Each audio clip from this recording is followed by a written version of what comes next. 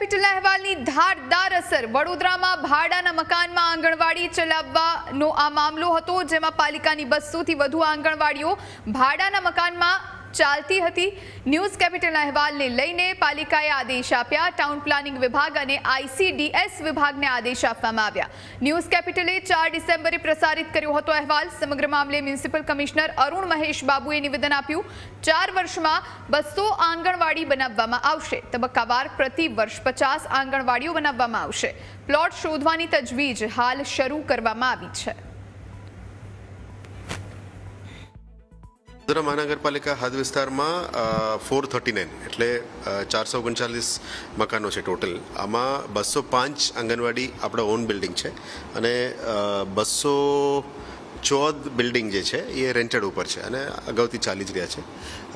એમાં બધા જગ્યામાં જમીન ના મળતું હોય, અદરવાઇઝ મકાન ના બાંધી શક્યા હોય એના માટે અને પોતાનું પ્રોપર્ટી ના હોય એટલે રેન્ટેડમાં ચલાવતું હોય છે। પણ અમે એવું જ અત્યારે આયોજન કરી રહ્યા છીએ જેથી કરીને આવનારા 4 વર્ષમાં 50-50-50-50 4 ફેઝમાં કરીને જેટલા રેન્ટેડ બિલ્ડિંગ છે એને માઇગ્રેટ કરીને ઓન બિલ્ડિંગમાં જવા માટે અત્યારે આયોજન કરી રહ્યા છે।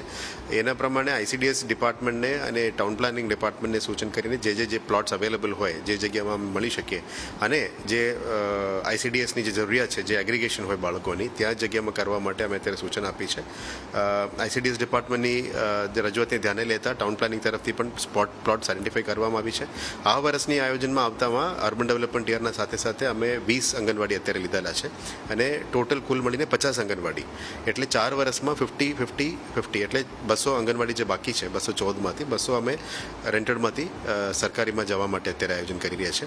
આશા રાખીએ કે એનું બાંધકામ પણ વહેલાસર પૂરું થઈ આપણે બાળકોને પોતાના સરકારી મકાનોમાં રાખી શકીએ એવા અમને આ દિશામાં અત્યારે આયોજન કરી રહ્યા છે।